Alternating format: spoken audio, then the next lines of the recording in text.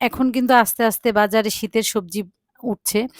এখন সব ধরনের শীতের সবজি মোটামুটি পাওয়া যায়। তবে দামটা একটু বেশি। তো গতকালকে আমাদের একটা বাঁধাকপি নিয়ে এসেছে। এনেই দেববাবু বলল যে, "এটাকে হচ্ছে মুরগির মাংস দিয়ে রান্না করবে।" তার আবার এইভাবে রান্না করলে অনেক বেশি পছন্দ। তো আমার আবার বাঁধাকপি নিরামিষ একদম ভালো লাগে না। হয় চিংড়ি মাছ দিয়ে অথবা ইলিশ মাছের মাথা দিয়ে অথবা এভাবে মাংস দিয়ে রান্না করলে ভালো লাগে।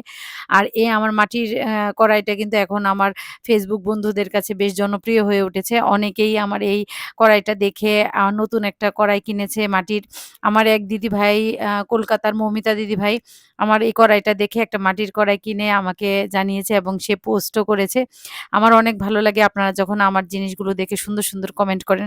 বিশেষ করে আমার দিদিরা অনেক সুন্দর কমেন্ট করে এবং আমাকে মেসেঞ্জারে মেসেজও করে যে, "দিদি তোমার এই কড়াইটা বেশ পছন্দ।" তো যাই হোক আজকে আমি এভাবে বাঁধাকপি দিয়ে মাংস দিয়ে রান্না করলাম। আর এখানে আমি লাস্টে একটু হচ্ছে ভাজা জিরের গুঁড়া, কাঁচা লঙ্কা আর গরম মসলা দিয়ে দিলাম। এভাবে কে, কে বাঁধাকপি দিয়ে মাংস দিয়ে খেয়েছেন অবশ্যই কমেন্টে জানাবেন। আর যারা না খেয়েছেন তারা একবার খেয়ে আমাকে জানাবেন। টাটা।